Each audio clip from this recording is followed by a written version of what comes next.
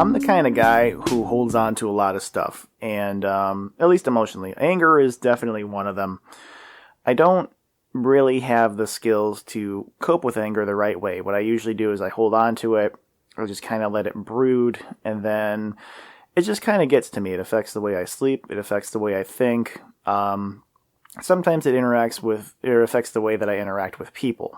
So I have been getting better by at least being more honest with myself, but I can easily say that anger is by far one of the heaviest feelings to experience, because you could still be completely functional and be angry at the same time.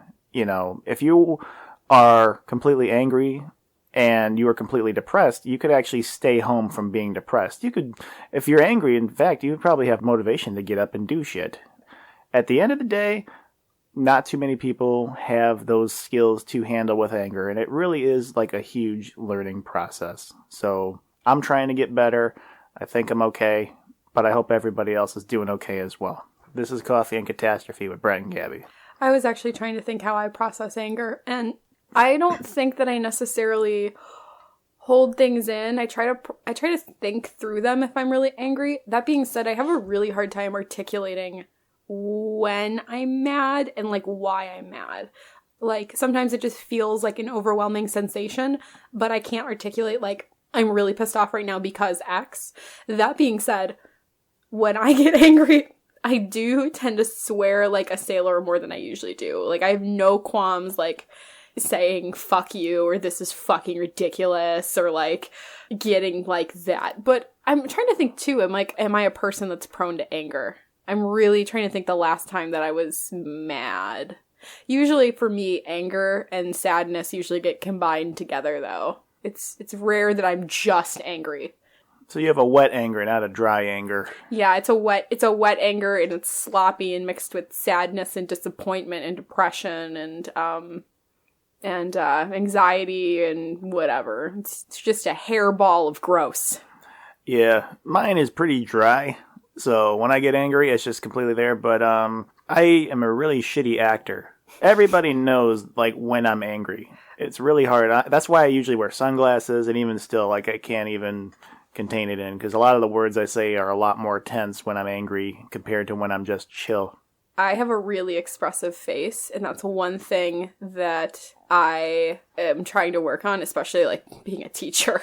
Like, usually, like, the things that get me, like, not angry, but the things that I get maybe, like, pissed about on a day-to-day basis do occur at work, and they usually revolve around, like, yesterday I got kind of pissed because I've said before, while I find it really good when kids feel that they can question, like, what we're doing in my class and why, because I want them to, like, have that and, like, not be afraid to, like, question things or confront somebody when they're, you know, questioning it. I got super pissed because these kids were like, this question doesn't make sense with this book, and this is like, I don't even want to do this prompt because it doesn't make sense, and blah blah blah. And I was just so enraged. I literally felt myself getting on the defensive. Like, I don't get in people's faces, like, especially not students, but I felt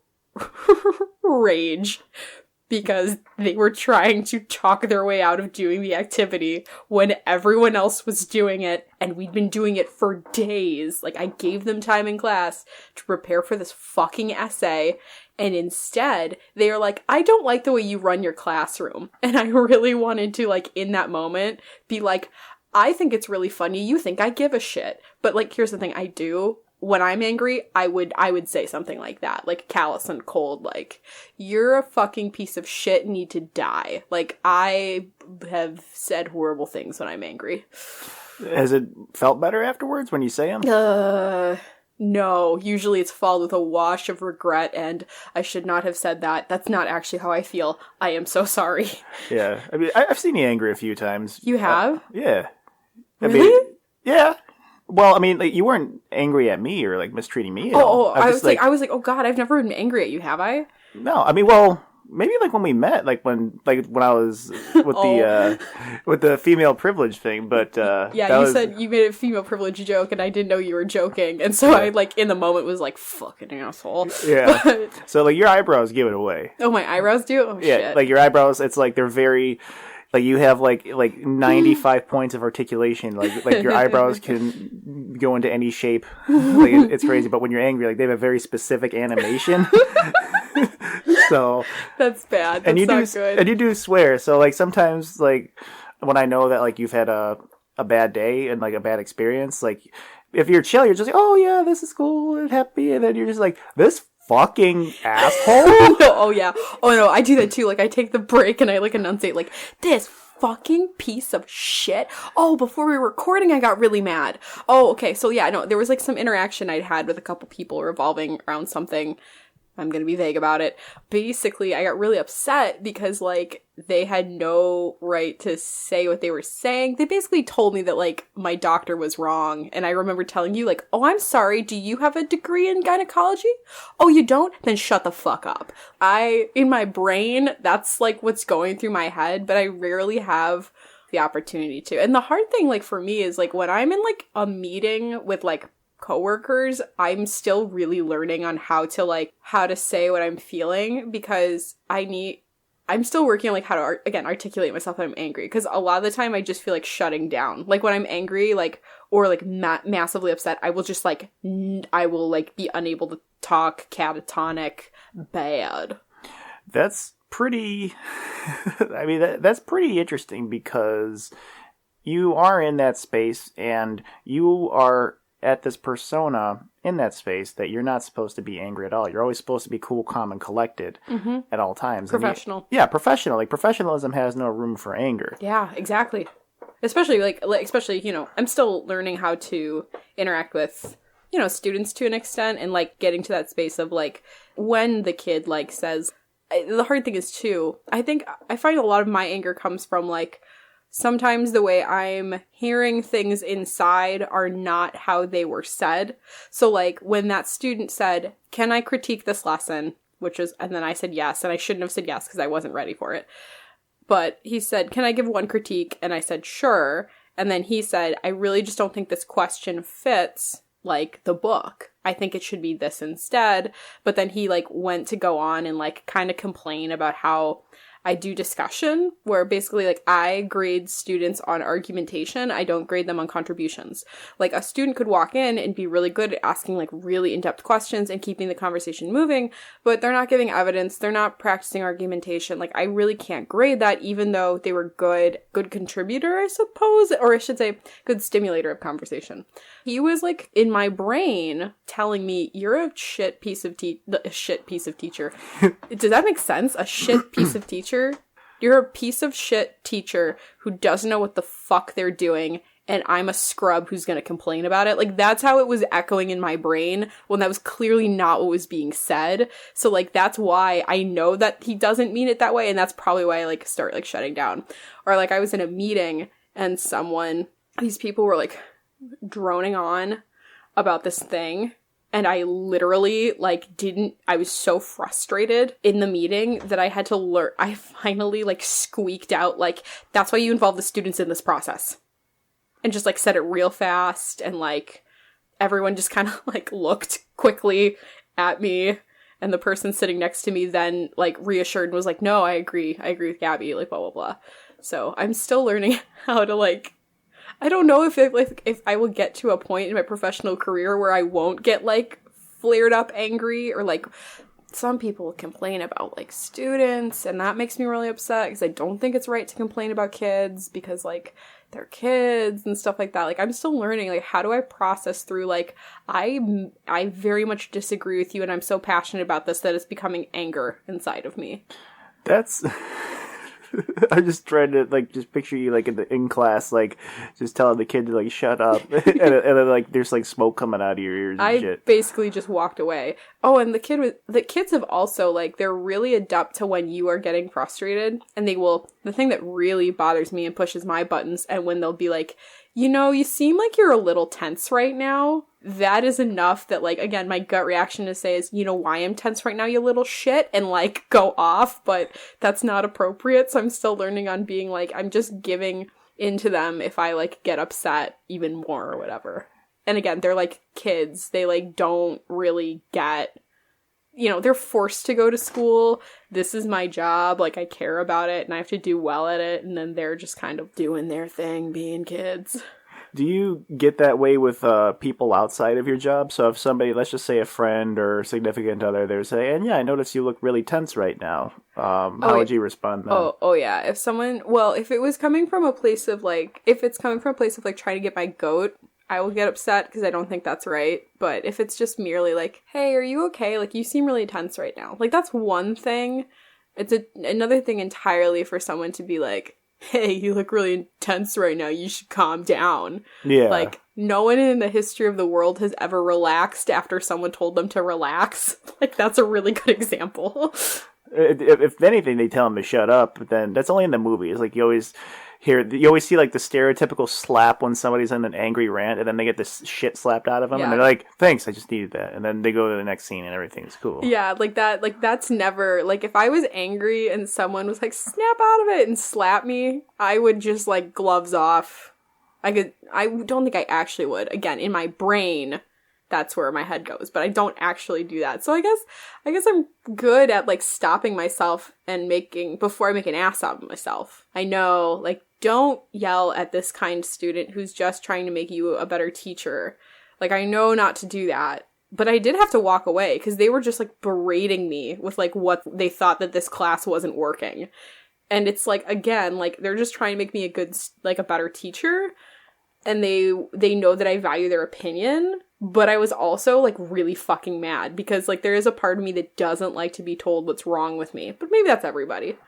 I have one friend where he's very honest with me, but I completely appreciate everything he says, even though, like, it's sometimes scathing. But he says it in such a way to where it's not a polite constructive criticism. It's just very honest. Mm-hmm. Where, like, we would hang out and he's like, dude, I could just see the anger in your eyes, man. Like, he's like, you gotta let that shit go. But the way he says it is a lot different than, like, how other people, you know, would say it. Because I think it's because I'm a lot more receptive to direct and assertiveness. I not only shut down, but it enrages me more when I experience passive aggression. So when people are passive-aggressive towards me, that's when it makes it absolutely worse. They're like, oh, somebody's angry today.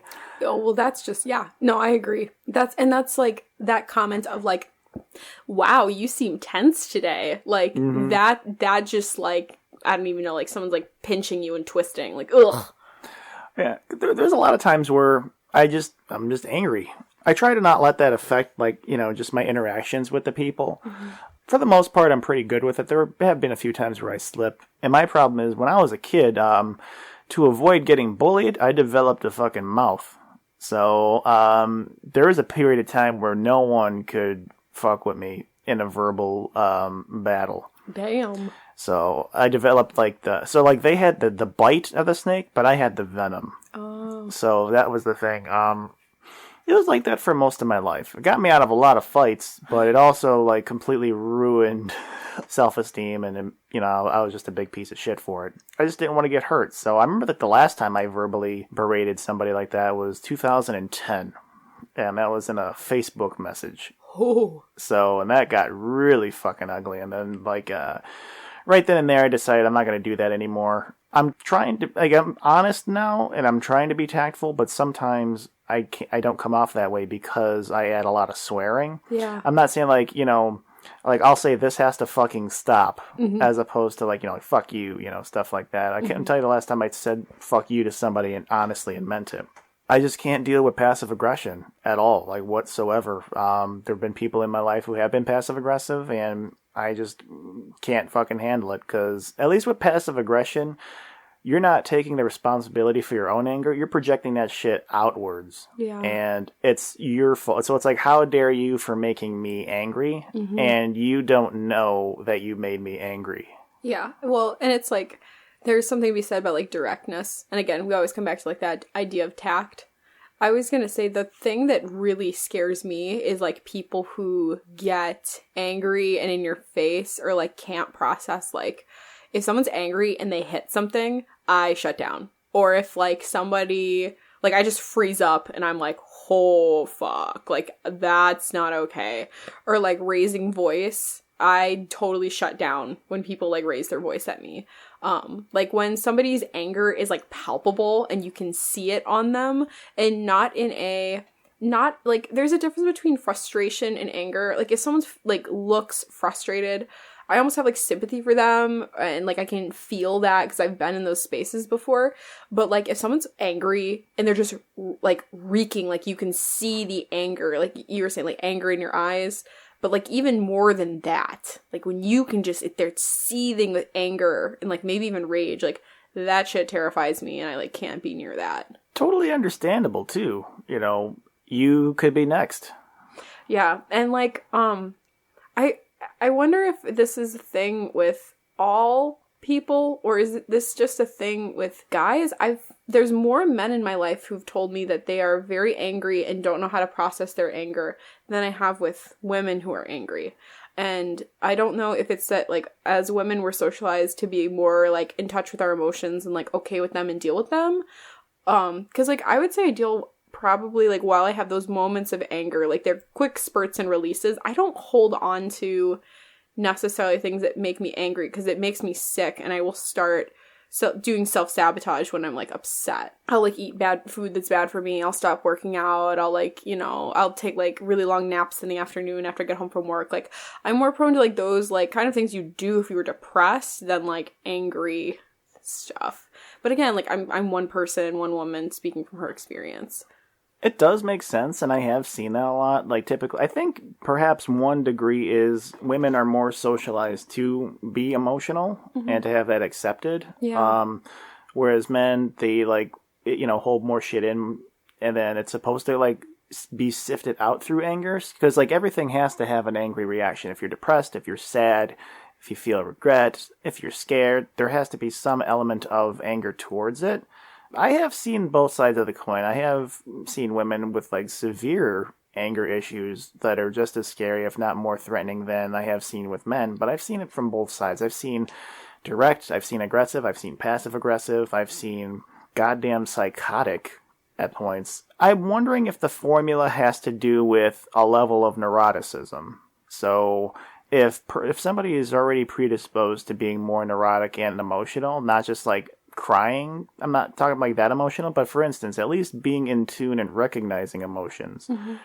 Because so it's kind of like a pure, unfiltered flavor, you know, at that point. So if somebody is really angry, they're able to just feel it, but kind of like their baseline is to feel the emotion. So it's like as soon as their wind is blown, they're blown away, no matter what the emotion is. So even if it's happy, like they're really fucking happy. If they're really sad, they're really sad, and they just feel the extremes. So yeah, I think there's something to be said for like it's concerning when people can't parse through or like know how to like subdue like those emotions in the moment. Like the people who just experience their emotion at, you know, volume 11 at all times.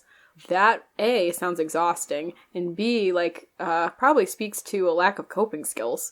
Although, I don't really know. I'm trying to think of a person in my life who experiences all emotions at stage, 11 at all times, and I really don't have any, so that's good. I think, like, again, I think I just struggle with, like, those moments and flashes of, like, anger or upsetness. I really struggle with not shutting down. Like, I don't know how to process it any other way. So I just kind of in the moment will, like, I don't want to say, like, especially with conflict. I had a conflict with a person recently, and I remember just, like, lying down and like, staring at a wall for 15 minutes. Like, I was just in the trenches of the feeling and I was struggling so hard with how to articulate it. And, like, I have gotten to points where, like, I'm so upset that I can't make words because when I say the words out loud, it'll make me more upset. But that's like, I mean, that takes like a long time to build up to that. Would you say maybe our ways of dealing with anger and expressing and experiencing anger come from how we were validated with it as children? There's probably some There's probably some research to support the, like, conditioning, like, the conditioned response. For example, if you have a parent figure in your life who processed anger through physical, hitting, punching, kicking things, it could have, I could see it going both ways. You either learn that that's how they process emotion or anger, or that could really deter them and, like, scare them and, like, make them not want to do it. I definitely picked up a lot of stuff from, like, when I grew up, and I noticed even a problem with adulthood now. There's a lot of people whose anger is invalidated. And it's usually, like, especially, like, with women. Oh, yeah. Like, how many times as a woman are you told to just relax or, like, you shouldn't be angry? Yeah. Or have you ever gotten you look pretty when you're angry? No, because I don't look pretty when I'm angry. Or you're cute when you're angry, or you're cute when you're this. That is only said to cut a person down. That's not, you don't actually think the person's cute. You're just being a fucking asshole. Look, I just got mad. Yeah. Oh, the eyebrows definitely gave it away. Yeah. I have a mirror next to you. I'm gonna, like, look next time I'm upset. Like, look and see what the eyebrows are. They arch up, and then, like, you have this thing where you up talk the question, and then you just shut down the response. You're like, so wait, you mean to tell me you know what the fuck you're doing? Fuck you.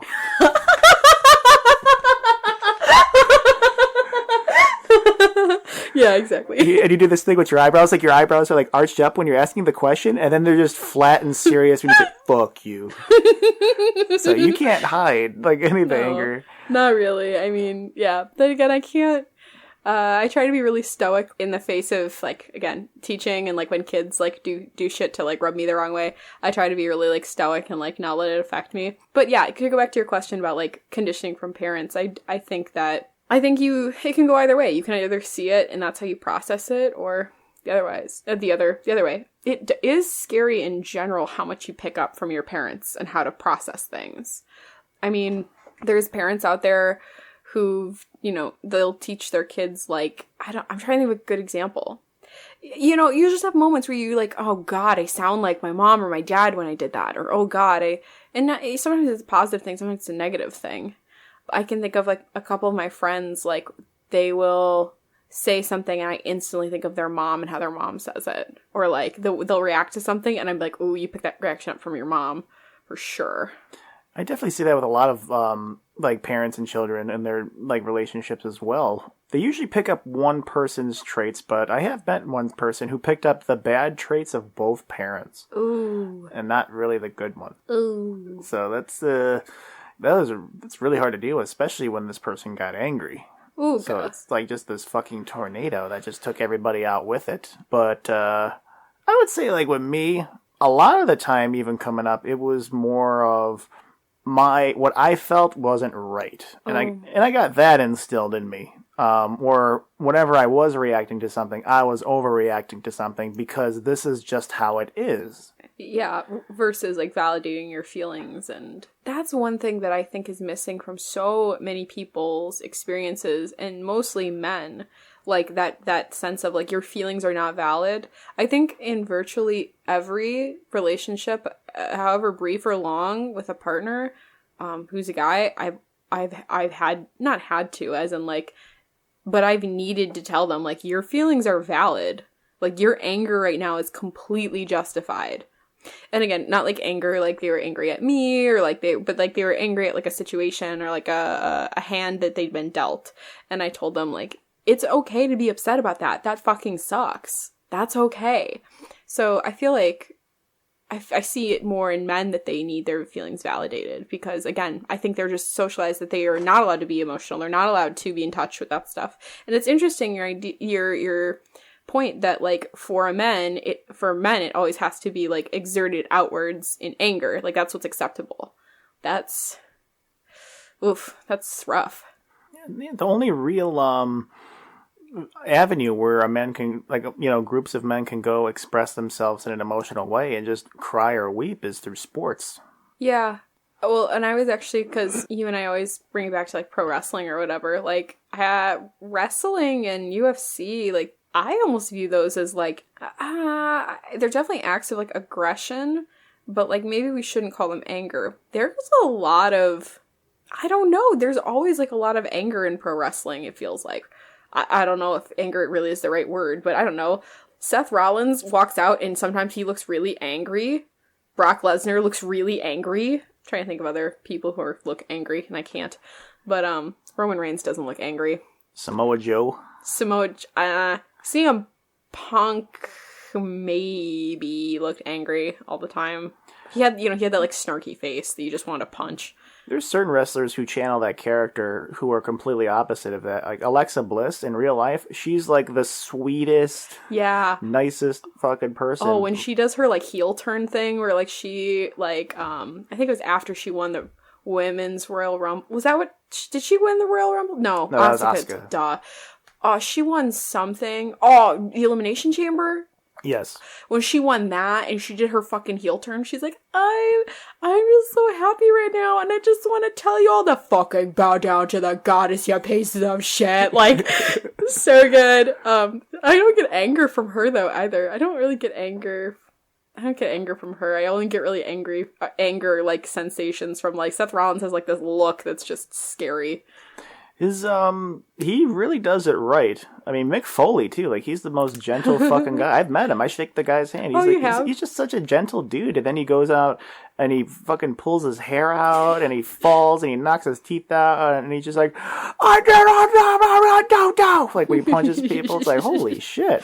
Do you think that all sports have this like active aggressiveness to it? Like, I think like hockey, boxing, wrestling, UFC, those MMA, those all have like elements of aggression and aggressiveness to that, because in order to be like do well in those sports, you have to be aggressive. But then even like in basketball, like or soccer, you're not like physically hurting people, but there is this like aggression that kind of undercuts all the play. Just the way they move and the swiftness, like I feel like there's aggression within it. It's funny you say that, because when you did, I thought of Floyd Mayweather. Now, he's had, I think, he's 50-0. He's undefeated in boxing. And when he's fighting, he's the most calm motherfucker. And I think in at least, like, physical contact sports, you really have to be...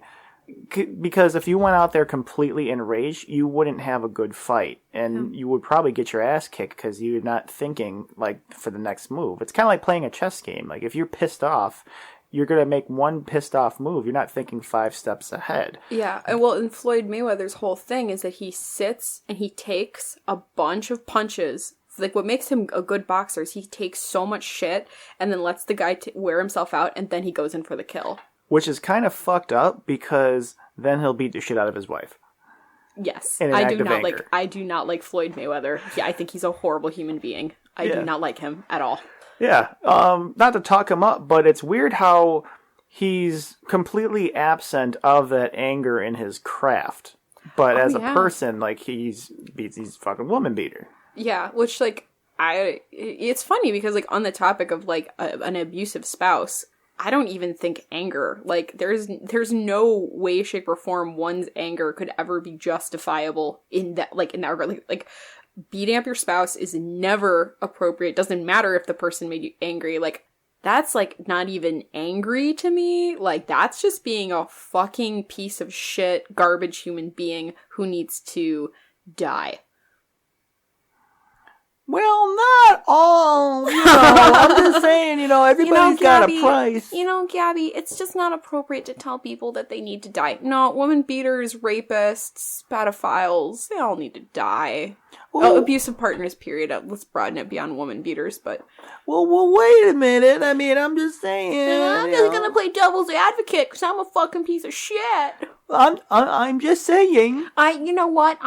My thing is that I just take the opposite side, because I think that you need to hear it, but really I just don't have a point of my own, and I want to make you feel angry, and then when I make you feel angry, I feel validated because I think that I'm a good debater, when really, again, I'm a piece of shit. Okay. So... was that passive aggressive or was that direct? Wait, what I just said? Yeah. Well, it wasn't directed to anyone specific. Okay, but like the way you said it, in the context of that situation, like the high pitched voice, like that.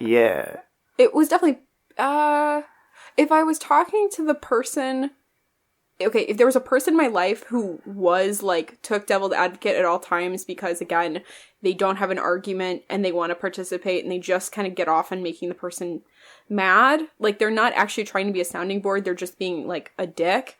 If I had a person in my life and I did that impersonation in front of them to be like, this is how you act, you fucking asshole. Like, if I did that, then it'd be direct. Now, if I, like, posted that shit online and didn't tell them that's how they acted or that's how I felt, that would be an act of passive aggression.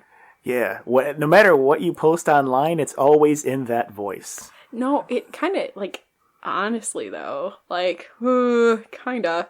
Which is, like, that's an interesting concept of, like, how anger is now, like, on social media. Like, there's fruitful anger, and when I'm thinking of, like, when people are, like, upset about, like, social things or, like, calling for action, like, I think there's sometimes, like, that anger is, like, really purposeful and, like, cool, but then you have people who are just being passive-aggressive shitbags posting about people, and, like, I've been actually thinking about this idea, like, Instagram and Snapchat stories are, like, this cool space where you could, like, create art, and then it's gone within 24 hours. Like, that's a really cool idea.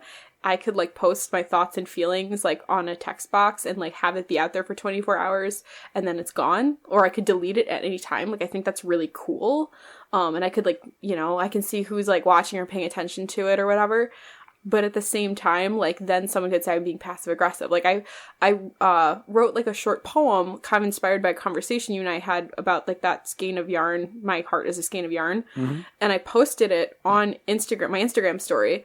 And then a part of me was like, I hope that, like, no, like, past, like, boyfriends or people or friends think I'm posting this and being passive aggressive or, like, you know, like, I don't know, like, a part of me is worried that, like, when I really am being open and vulnerable in those channels with, like, art that I'm making or, like, things that I post on there, because, again, I'm interested in this idea of, like, art on Snapchat and Instagram for 24 hours, a part of me is worried that people are, like, thinking I'm being passive-aggressive or I'm intending to call somebody out but not being brave enough to do it. It's so fucking hard to post something that seems genuine anymore that has a slightly negative connotation to it on social media now, because the platform is designed and thriving off of impulsivity and passive aggressiveness. So even if you were to say, in my life I've had a lot of ups and downs, it's a true statement, but a lot of people would say that sentence and downs right after something bad happens. Yeah, or I think of the fact that, like, there's some people who would say, like, you shouldn't be so comfortable posting your life out there when, like, all right, so if this is, like, if my Facebook is supposed to be, in theory, a timeline of my life and my experiences and what I'm interested in, and I can't go on there and say, like, I'm having a really horrible time in my life right now, or I just went through this and I'm still processing it and I'm really upset right now. Like, if I can't do that without people being like, oh my god, she's crying out for attention, like, what's the fucking point? Like, and again, like, that poem that I wrote, I posted it and then I was like, oh god, people are gonna think I'm, like, so emo and judge me for, like, posting, like, my heartfelt, like, this is how I fucking feel. And I was, like, really worried. And I think I actually deleted it before it was up for 24 hours because I was in that headspace of, like, oh fuck, people are gonna think I'm some emo weirdo, like, posting their fucking poetry online and, like, judging me for it. There seems to be a trend with being very quick to judge anything that's posted on social media. Mm-hmm. No matter what, there's an audience, and you can never say the right thing. And what I really don't understand and what I really have grown to not like is the only right thing to say is whatever is popular, like, in that moment. Mm-hmm. And any sort of critical thinking or otherwise is rejected. Yeah. And I'm not talking just about with social issues and political stuff. I'm talking even if you make a personal post. If you're feeling something right now, then someone will have their 2 cents on it. And it's usually like an open for a debate that has no depth or a challenge, mm-hmm. which has no end. Yeah, and I think that one source of anger and frustration that is very new to the 21st century is things you see online. When things that your friends will post or things people are sharing or, like, news articles about, like, current events, and people just getting upset by them. And again, like, in the same way that there are echo chambers with, like, thoughts or ideas you believe in, I think that sometimes there's, like, there can be a really big mob mentality with things posted online. the idea of like jumping on and what is the thing called when you get angry at somebody and there's a verb for it where you get mad at them online and you just like ream them. It's called something. What comes to mind is shit posting, but I know that's not it. That's not it. Mic drop, one-upping. Is it called a firestorm? No. That's like kind of like the flaming. Oh, flaming! Yeah. When you flame somebody, I was like fire. Oh, fire imagery, fire imagery. Flaming. When you flame somebody, like that's a thing. That's a concept that you like just get enraged and like harm them online with your words. Yeah, that's a thing now. Definitely easy to do. Because when you communicate anything online or digitally, there's not as much of an emotional responsibility or emotional tact when you're not responding to somebody's face. And I'm trying to remember if we discussed this on a previous podcast, but like right now I'm talking to you, I'm pretty receptive as to how you're reacting. You can see my angry eyebrows? Yeah, so when I'm talking about something that upsets you, I could definitely see, like, even if you weren't expressive in the face, I could just feel it. Yeah. But online, you're taking a gamble of just sending it out there. And then it's kind of like fishing. You know, you're casting out your fucking bait. And the bait is always just, look for some shit.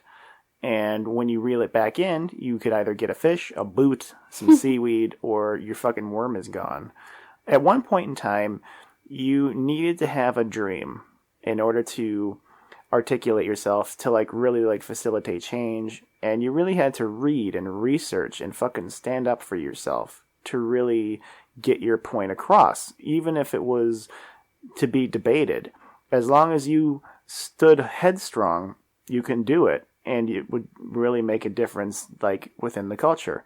Now they're trying to pass that off as all you need is an email and a password. And you can do just that. Well, I was, this relates to a post that I saw from I Fucking Love Science on Facebook, and it was a picture of two people standing above what is drawn on the ground, a 6 from one person's perspective, and a 9 from the person on the other side of the number's perspective. And the original caption of that picture was, we can have differing opinions, but still both be right. And a person crossed that out and responded, well, if this was that piece of art or whatever, did we consult the artist? Did we see if there's like a vantage point that's supposed to be there? Everyone is too busy wanting to have an opinion that they don't do their research. And I was like, that's kind of true. And like to think when you were talking about like, you had to have a dream and like a kind of like a purpose or something that you lump onto and you kind of devote yourself to. Now it's like, research is I read an article on Facebook. And that was it.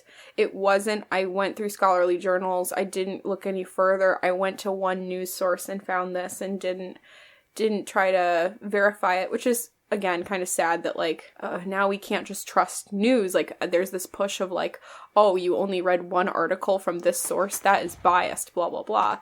Like, that's really messed up, and I don't enjoy that. And then there's also people who will post things just to get people angry.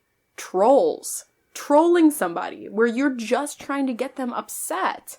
Like, I don't get it. There's so much currency around anger now that I'm thinking about it. But why? Just for the lulls. Oh, God. There was this book I read a couple years ago. It was called This Is Why We Can't Have Nice Things. And I can't remember the fucking name of the author. I believe Whitney was either her first or last name, but she interviewed a lot of like shit posters and trolls like over the past few years, and they all said they did it just because it was funny.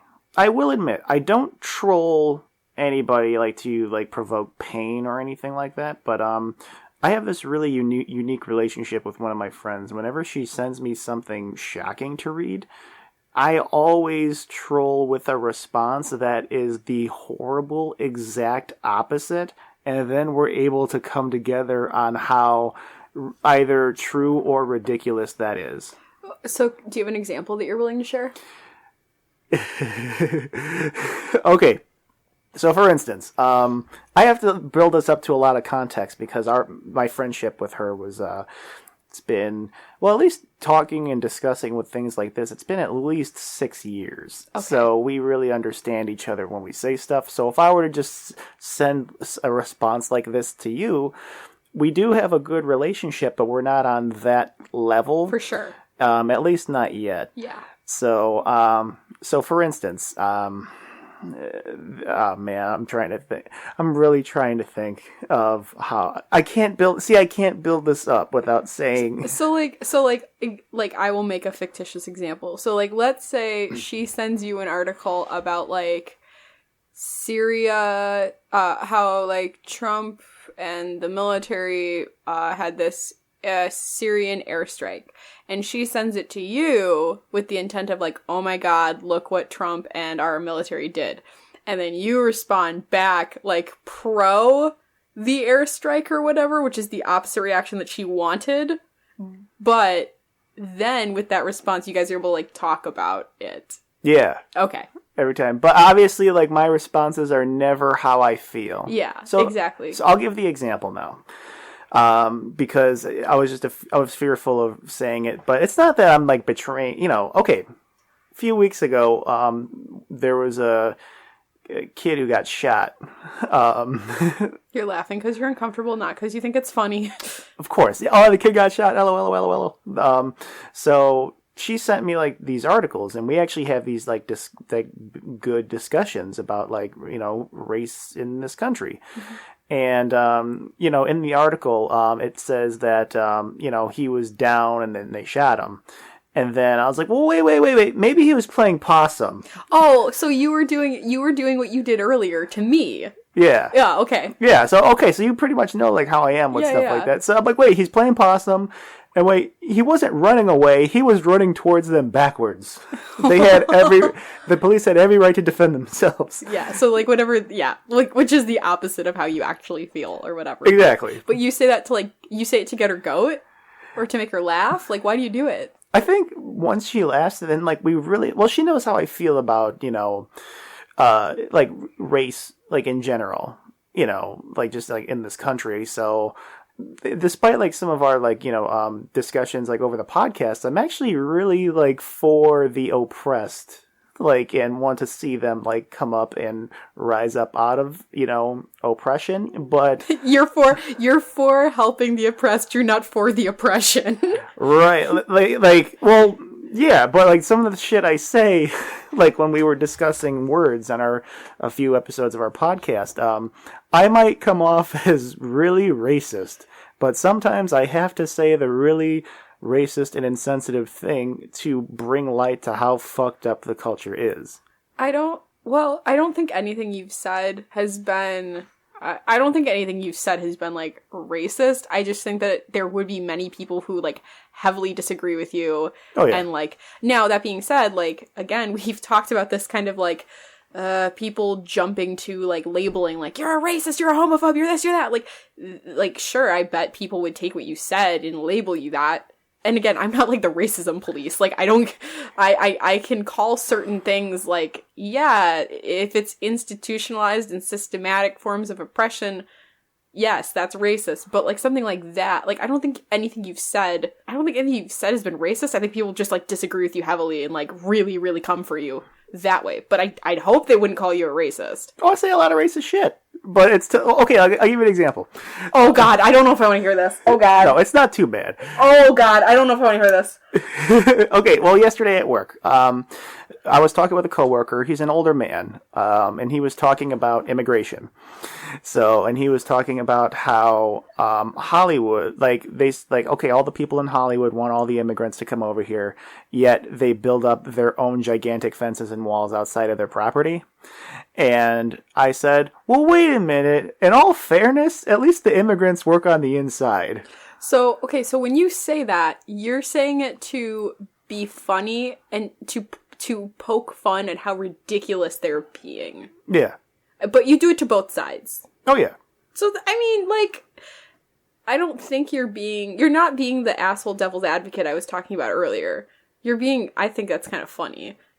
But you do it to both sides, so at least you're fair about it. Yeah, I don't think, like, at least in our discussions and, like, all of our interactions with each other, there's nothing that I 100% disagreed with you on to the point to where I felt differently about you. The only way I could tell if it were to be like that is if you were pro-pedophilia.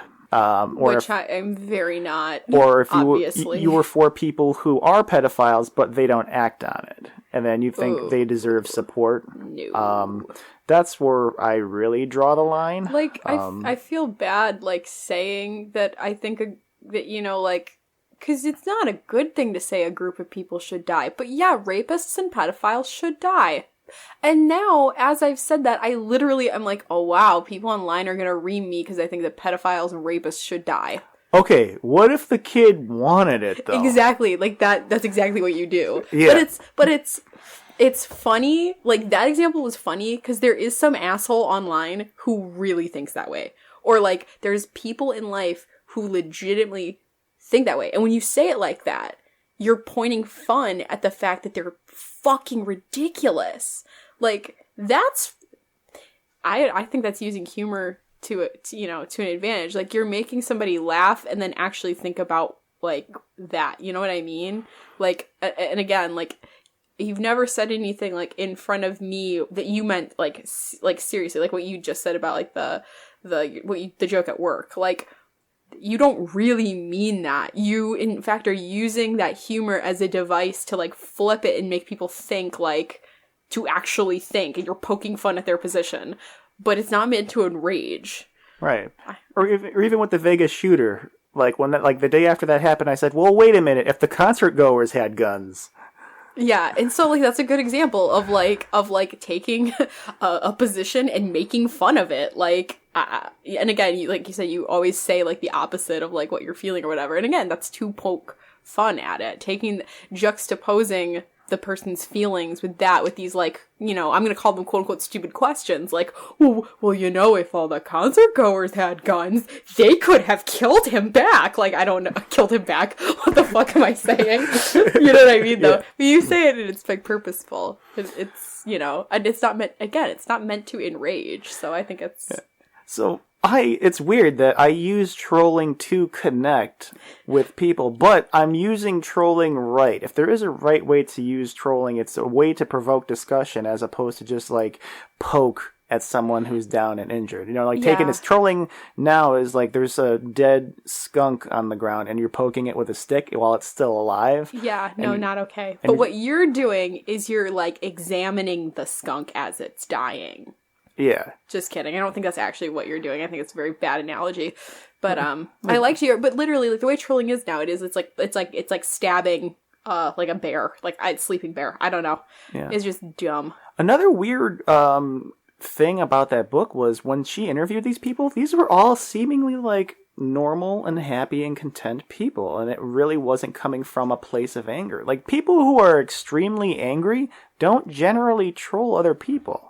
The people who are generally angry post passive-aggressive shit online. Oh man, that's really funny, because it's making me think of a conversation you and I had about a person that was in my life, and you're like, wow, that's some passive-aggressive bullshit. And I'm like, ooh, that person had a lot of anger. I'm really sensitive to passive aggression, like a fucking drug-sniffing dog, like, sniffing assholes in an airport. Like, I am extremely sensitive to passive aggression, and I know it, like, very well. So that was some passive-aggressive shit that went down. Oh, yeah, that's what you said. And I was like, really? Which is weird. I, have had experiences in my life with a person who's been frequently called passive-aggressive. And I try to understand it from their perspective, but I don't see the person as passive-aggressive. But I'm not on the receiving end of what they received. So, and again, I'm being vague on purpose. Right. There does come a point where... there really is a fine line between validating someone's anger and them taking responsibility for it. So if you're calling somebody out on their anger, even in, like, their passive aggressiveness, you could still say that, hey, like, this is kind of shitty that you're saying it like this, and I really don't like it. And it's really hard to say that from a calm place, because passive aggression, It's kind of like, okay, like aggression. Okay, think of it this way. The analogy I have is aggression and assertiveness. Not assertiveness in a negative way, but like, let's just say it's like combat, like with guns. Now that we're talking about guns. Let's just say directness is you go up to somebody and you shoot them in the fucking head. Point blank. You look them right in the eye, you turn their brains into hamburger meat. Passive aggressiveness, you're a fucking sniper on the roof. So you're hidden, and then all of a sudden you just shoot this bullet, and then, it hits the person, and then everybody else that's around the person that got shot is like, wait, where the fuck did that come from? Who did this? What? Like, what's going on? Like, they don't think of the directness, and then the person who's being passive-aggressive is still safe in the room. But if all they have is a sniper rifle, you can kick the fucking door in and then shoot them in the head, and they're completely defenseless because they're only meant for taking out people at a long range. And there's no safer fucking clock tower than social media. Yeah. I think you're exactly right. Like, the people who are passive-aggressive and, like, pull that shit... No, I think you're really right. I can't imagine the experiences you've had in your life that have made you so receptive to it or sensitive to it. Like, and I'm not, when I say sensitive to it, I'm not like, you're so fucking sensitive. You know what I mean? No, I understand. I totally understand what you mean. A lot of years, and I think once I started educating myself on all this shit, I would say about 2014, I started reading a lot of books about emotional abuse, verbal abuse. The book that changed my life was called Why Does He Do That by Lundy Bancroft. And I actually think it's one of the most important books that everybody should read. And it's I can't remember, like psychiatrist, psychologist, but he's like he's specifically teaching angry men to like get over their anger, and he's worked with thousands of men and tried to really rehabilitate them. And then he really explains in the book well, like these steps on like what like this action and what this reaction means. So there's some where he's saying, oh, he's not mad that he's angry, he's mad that you're angry at his anger. Yeah.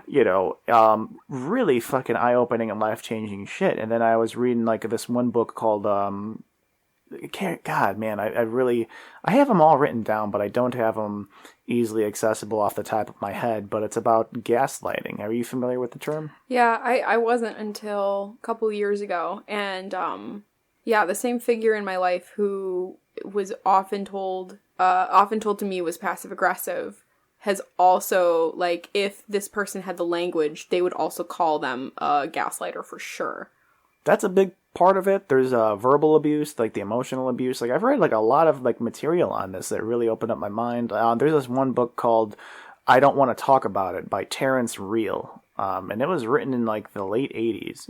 And it was about men and depression.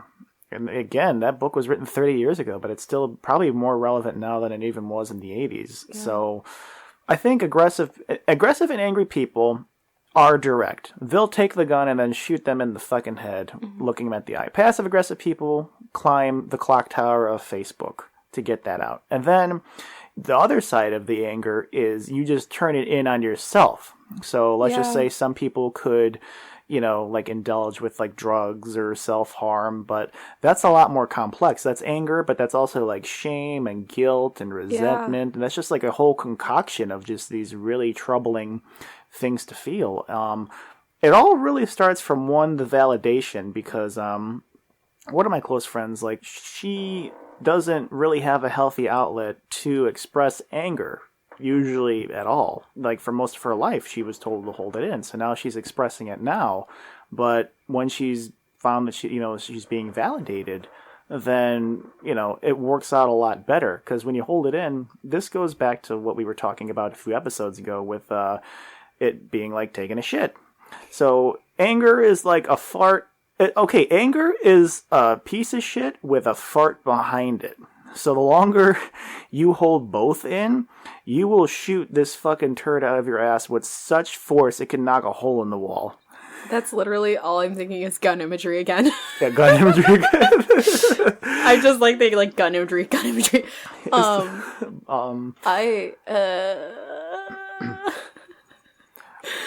Fucking poop analogies. That's what most of this podcast is. I'm just shit and pro wrestling.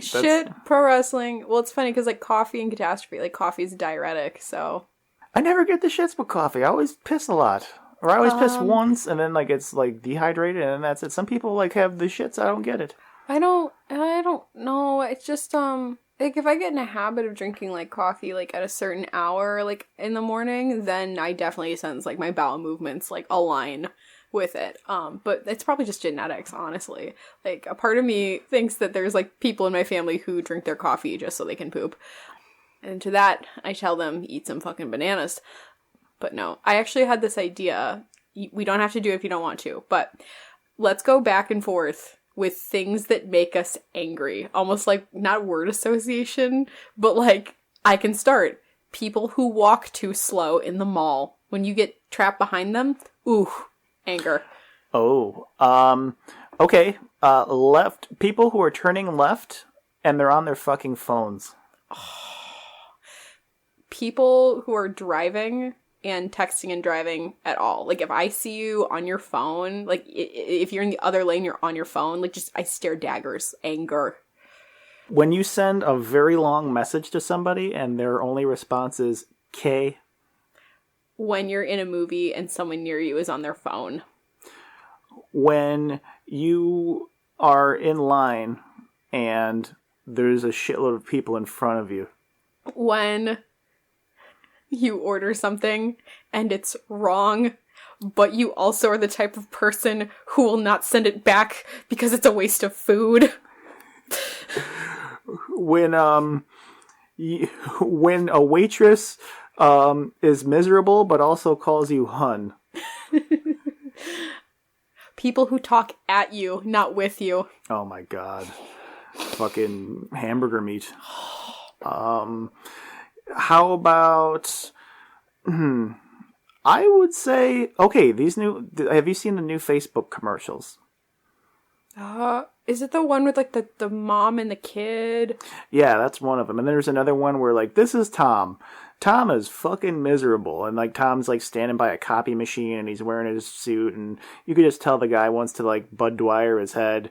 And then fucking, this is Debbie. I can't remember the name. And then Debbie's, like, on vacation and she's, like, in a bikini and she's drinking out of, like, she's, I don't know, drinking out of a coconut, like some exotic, like, tropical island shit. And then, like, Debbie posted pictures of her vacation on Facebook.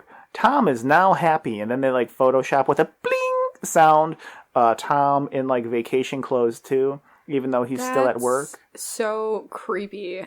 Also, are they poking fun at Tom, the creator of MySpace? No, I mean, his name wasn't Tom. It was something else. But I actually would... Oh, that was the start. Oh, my God. MySpace started all of this passive-aggressive, angry shit with the top 8 friends. Oh, you are so right. Oh, my God. Mm-hmm. Oh. When you put... I remember... I'll never forget. I had to have a long talk with my dad. Because my dad was my number 1 friend. And then I put my other friend as number 1. And my dad's like, oh, well, I'm not important. You don't love me anymore. I'm actually shocked your dad had a MySpace. What, did your mom have a MySpace too? No, she doesn't. She's like really technologically illiterate. Like she doesn't know how to use a computer. Okay. When there's a technologically illiterate person using a computer or a device, and I'm like, just let me do it and make it go faster. No, I've got it. No, please, let me do it and make it go faster. No, it's fine. No, it's not fine. Okay, you brought up... Okay, here's mine. Time rapers. Oh, I don't like... Okay, so for the listeners who are apprehensive on the word rape culture or don't really understand what it means, I'm not taking away any of the effects that rape has on its victims or its place in our culture. It is something that's very serious and needs to be dealt with seriously. But in order to bring a greater understanding to it, what I'm about to do now is, and why I'm giving you this foreign policy, is to use the same language to compare to a very trivial event that I guarantee everybody listening has experienced and is an expert on in order to gain a better understanding of rape culture in general. So, wow, what the fuck was that? That was really articulate. Yeah. Good job. Okay, so I'm really passionate about this shit because it makes me so angry. Okay. With me, I'm going to put myself in the role of victim for a second. So when I say that, that means I have to, let's just say people want to approach me in public and they want to rape my time. They see my ears and they're like, this is somebody that's going to fucking listen to me. So then they come up to me and they're like, hey, how you doing? And I'm like, I'm okay. How are you? And then they proceed to tell me their whole fucking life story. Not only that, but it could be something that happened to them. It could be just something in general. It could be the fucking cubbies. Whatever it is, they're really holding my time down. They're coming out of the bushes, they're holding my time down, and they're fucking raping my time. And I'm made to be the asshole for just saying, actually, I'm sorry, I have to go. So we create this culture to where if somebody is talking to you and they don't shut the fuck up, it's your fault for not staying in the whole time. And this goes with mood rapists, this goes with time rapists, this goes with about any type of verbal communication. That just completely, okay, like, have you ever just been chilling and you're like in a good mood and then someone comes in and rapes your fucking mood? Not necessarily with their Debbie Downer shit, but they just won't let you enjoy your space. Like, let's just say you just want to be, I mean, well, shit. I mean, as a female, you probably like get approached a lot more commonly in public just from people, like you're just reading a book and you just can't read a fucking book. So you read, let's just say John Steinbeck, and you know some guy comes up, hey, John Steinbeck, oh my God, he's my favorite author. What's your name? Well, then and then you're like, oh yeah, he's great. I'm gonna go back to reading my book, but instead they stand there and continue to talk at you, and you're like, oh, I should be polite and kindly nod, but I really just want to be reading my book. And fuck you, why'd you have to come up and talk to me? And here's the thing: men and women rape time. So I was at work 2 weeks ago, and this woman I haven't seen in months. Here's the thing. She's a really great person. She's a really nice woman. I haven't seen her in months. We're about 10 minutes from closing up shop. And she is not aware of time or boundaries or other people's like responsibilities. So I had to go close up shop. So she just would not stop talking to me. Oh yeah. So instead of being, so what the culture does is it perpetuates passivity through communication. So for instance, instead of saying, I'm sorry, I would love to talk to you more, but I have to go, I would be an asshole saying that. So instead, what I have to do is give these physical social cues, like slowly start walking away. Or putting your coat on. Putting my coat on. Putting your things in your bag. Yeah, saying, that's great, yep. Great. Okay. See you later. Oh, bye. No. So that's pretty much like the equivalent of me like having open ears is the equivalent of a girl having a short skirt and putting all the blame on the victim. So this sounds really fucked up, but I think that what I really hate is that most of the time, I just want to exchange a few pleasantries with somebody. Like, hey, man, how you doing? I'm good, man. Pretty good. Hey, did you see WrestleMania? Yeah, that was cool. Yeah, man, see you later. Like, I love it when people understand, like, who don't want to talk to people at all. My aunt recently got married a few years ago to this guy, and she brought him over to the house.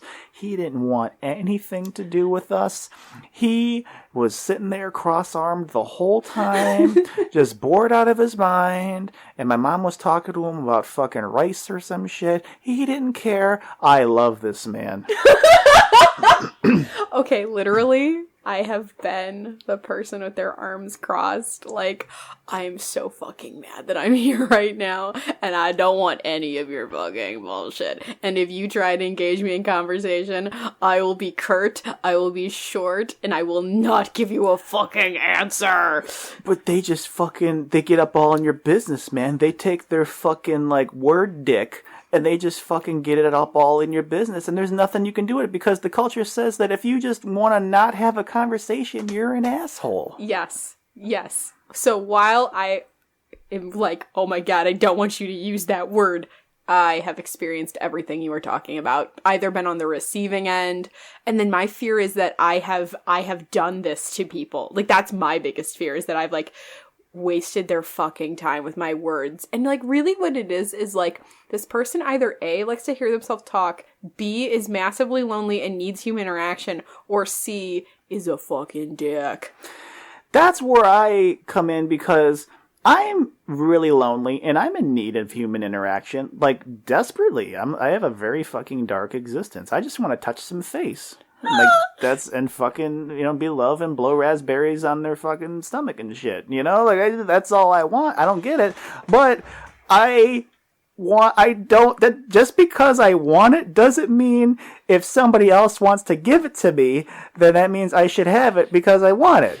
You know what I'm saying? Like, just because, like, I'm at a party, and I just want to maybe have some fucking club soda, that doesn't mean I just want to, like, talk to every single person. Oh, have you ever been at a party and this happens where the person, like, corners you and you're like, oh my god, I just need to get out of this fucking conversation. Like, no. Yeah. Yes. Every time. It happens at work. Everything. I hate this. I don't mean to sound like an asshole. Uh-oh. But I am. You're going to sound like an asshole. I am, but I feel like I just bring this thing out of people where they just want to tell me stuff. And that's a good trait to have as a friend, but I draw the line when I have other responsibilities and they're just raping my fucking time and I have no say in it. We've talked about this. Like we must just have, like, faces that look open and kind, and people just want to, like, spew their fucking diatribe on us. And again, it's on. It's never a dialogue. It's never a discourse. It's just them vomiting all over you. And you just have to sit, they just want you to sit there and take it. And again, like, they don't get the social cues. Like, I'm going to put on my things and I'm going to, like, nod politely and whatever. And then as soon as I have a fucking moment, I'm going to run away because I don't want to fucking hear your shit anymore. Do you ever have something important to say, like a very valid point, and as soon as you bring it up, they just fucking keep adding to their same bullshit? Oh my god, I have this issue. Oh my god, I told somebody that I was, obviously I'm a teacher, and I told them, like, after the Parkland shooting, I was having, like, moments of anxiety, like, in my building, where I'm like, oh my god, like, what if the call came over right now, like, and there was a shooter, like, what would I do? And, like, getting kind of anxious, and, like, it's better now. It was, it happened a couple times, like, the week after, and I told the person this, and she's like, well, you think that's bad? Your cousin Cheryl, blah, blah, blah, and I'm like, oh, like, yeah, like, do you understand? I just told you I'm anxious to go to work, and then you told me that I don't have it bad. I just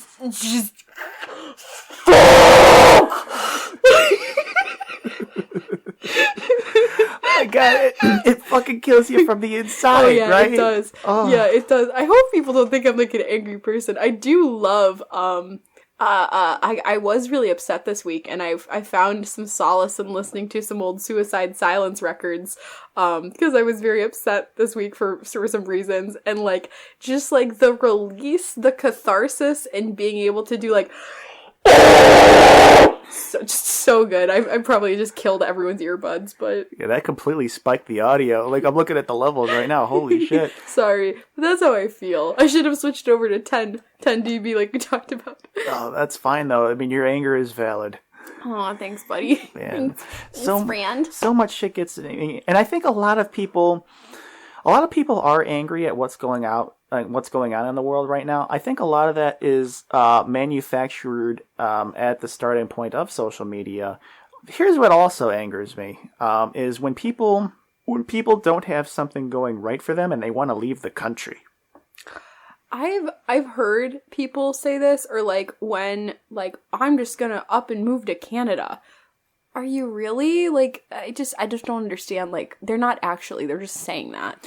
What I want to say is, how more useless can you be? You've just completely admitted that your voice means absolutely nothing to your fucking home. Now, I understand there's a lot of problems with this country. I'm not happy with everything like going on inside of it. If anything, I have more problems with the culture than anything else. But I'm not going to up and fucking move away. This is the house you build. Like, your voice is only useless if everything you thought of has been tried and succeeded by lots of other people. Yeah. So a lot of these people, like, they think they fucking know better. They don't know how to make change, and I could understand the frustration because it's built up to where us as the individuals can't do shit. But why go to Canada? Do you know fucking misery? Like, there's some unhappy people in Canada too. There's misery everywhere. Misery comes with the fucking human existence. Yeah. Can't escape it. To be human is to experience misery, frankly. Yeah. Oh, here we go. Things that make me angry. People who think that they deserve or should be happy 24/7. Fuck you. Who do you think you are? As we just said, existence is pain and misery. Get the fuck over it. It hurts. You gotta experience it. And also, like, Karen O of the AAAHHHH had, like, this, like, talk with a magazine, and she was giving this girl advice on, like, a breakup, I think, and she said a heartbreak is one of the most beautiful things that a songwriter and artist can have because it's so inspiring. And that's kind of like, yeah, at some of my darkest moments, some of, like, the best songs or best things I've ever written or thought of, like, have come out of my head. Like, you know, it's okay. But also, like, there's no person in this world who's happy 24/7, and you just need to accept that. Or, like, victim mentality, period. Like, I don't know if it's victim mentality, period. The people in this world who are hung up on shit that happened to them so long, and they refuse to try to get over it or get to a place of acceptance or, like, work on themselves when they know they have issues. So infuriating. Because, again, like, I'm not perfect. I have issues. I know what they are. I try to do my best, and sometimes my best isn't good enough. But, like, guess what, motherfucker? I'm trying. So, like, fuck you. I totally understand what you're saying, but I have to disagree with that. Really? Yeah. Tell me why and what you disagree with. What I disagree with, a lot of the times, like, there's especially, like, with someone who's experienced trauma, there's, like, complex PTSD. Oh, okay. I should put the caveat. If this is, like, serious mega abuse, like, you don't ever have to get over it. But, like, I'm not talking about people who've been abused. I should have put that caveat there. Okay, I was going to say, because it's like... No. Well, I mean, like, you typically rape people. Like, not rape people. Rape victims, what happens to them is, like, they have such severe post-traumatic stress disorder. And post-traumatic stress disorder, you're not remembering, your body is reliving it. And Yeah, and every little bit of trauma, like, you actually facilitate that somewhere in your body. Oh, for sure. Oh, so. Yeah, no, I don't mean people who've been, like, harmed or abused or anything like that. I'm talking about the people who, like, are still butthurt they didn't get that job 3 years ago. Okay. And every day, like, those, no, like, abuse victims, like, oh my god, like, no, I'm not talking about them. I'm talking about people who, like, really have not, like, again, like, the person who, like, didn't get that job 3 years ago and lives in misery and anguish every fucking day because they didn't get that fucking job. Or, like, they still will rehash, like the injustices that are really not injustices against them their whole fucking existence. And they, like, will not try to benefit themselves or others. They will just wallow in their fucking misery because they're unhappy fucking people. Give an example. Saw the eyebrows. I can't go too specific because I don't want to burn bridges. But person in my life this person had legitimate trauma that they are allowed to never get over, that they have relived many times, and, like, you were just talking about, like, legitimate trauma. Then there were things that they had in their control that they chose. Okay, so this is the thing in my brain. Every choice has consequences, positive and negative, right? So, like, you deciding to not work for the first 5 years of your child's life, and instead choosing to live off money you inherited, and then when the time comes that that money runs out and you need to take a job, and you take a job that is one where you can be with your son for many hours of the day and watch him grow up, but doesn't pay very well. So the negative consequence of that is that your financial situation isn't the best, but the positive consequence is you have an amazing, wonderful relationship with your child, and you've always been there for them, and all of that good stuff. But then they're complaining 20 years later that they didn't have money when people offered them jobs. People gave them opportunities, and they said, no, I will do fine with the finances that I have. It's more important that I have this relationship with my son. Like, own the consequences, positive, negative. In the end, you chose your child over a better financial situation. And for you at the time, that was the right choice. But they all have positive and negative consequences.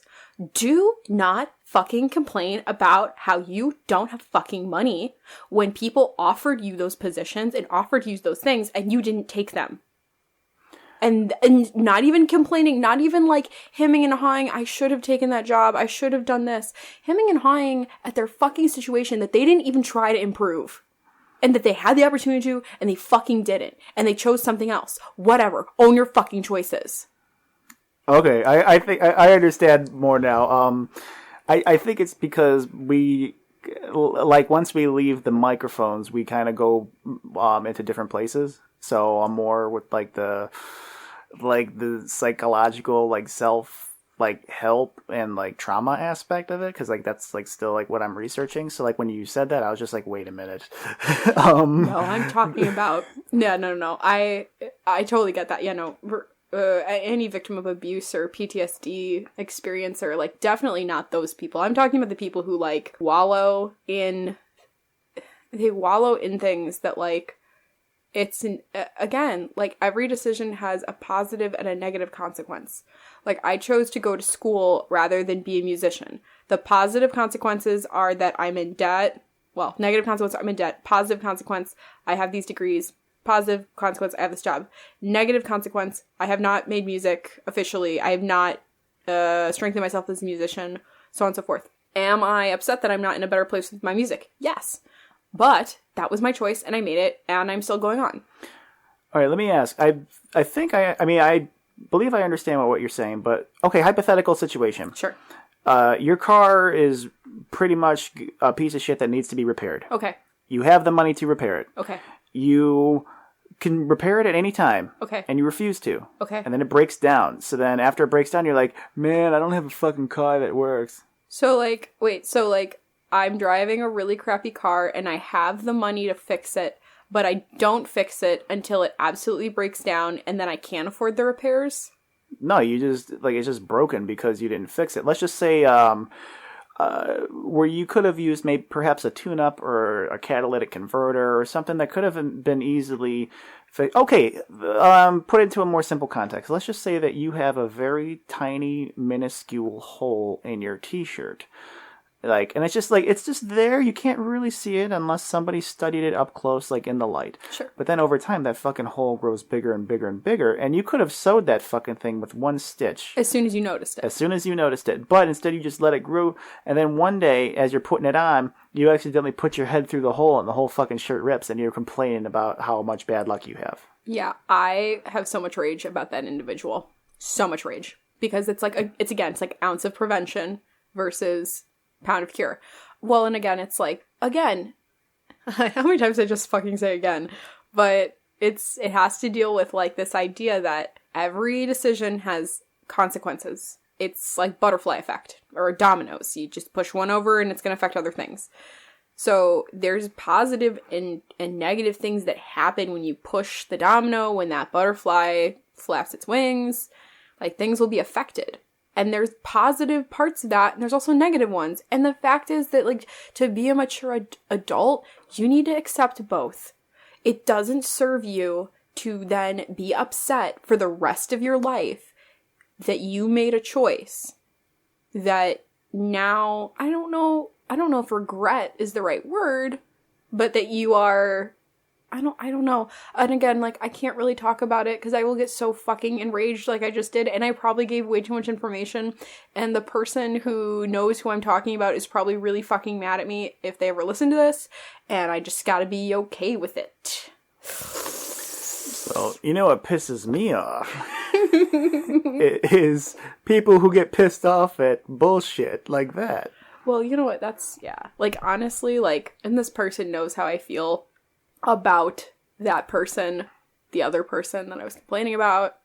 So, like, it's nothing new, but that shit does get me salty to this day. So, I think you also brought up, like, there's a certain, okay, your problem is with stubbornness. Would you say, like with that story, like, this person was, like, you know, did what they did, but they were stubborn to change or, like, to do anything better? Or was it more of a lack of exploring options at the time? Like, what makes me mad about the situation? Oh, right. I think what makes me mad is just there's no accountability. And that they want to blame. Like, they want to blame and choose to look at the negative consequences of their actions rather than the positive. And I'm a pessimistic person by nature. But I still would, like, sure, my financial situation might be shit, but I should sit within the resolve of, like, but I had a great relationship with my child, and I got this, and I got that, and those are my decisions, and I made them, and I own them because I'm a mature adult. Like, again, accountability. Owning your shit. I understand. Okay, I understand. And thanks for explaining, and I hope you don't get into any shit for spitting what you just spat. Yeah, dude, like, I think... we talked about it earlier, like, if I'm being honest and I'm speaking truth, then I shouldn't be afraid. And so, that's that. I just don't want to be accused of shit posting or trolling or anything like that, or talking shit when I don't need to. Yeah. Because I sadly care about other people, and kind of what other people think about me. I often get angry because I really don't know 100% of what people think about me, even though... It's weird. I have such a weird fucking way of connecting with people. Like, there's a certain degree of self-sabotaging that goes on first, and then there's connection. Interesting. It's weird. So it's kind of like, in order to climb up the stairs, I have to, like, fall down and then get back up and then climb the stairs up to the top again. Every single time. Do you think that's interesting? Is that a conditioned response from, like, childhood? Could be. I've always been like that. I think, well, at least more in my adult years, because...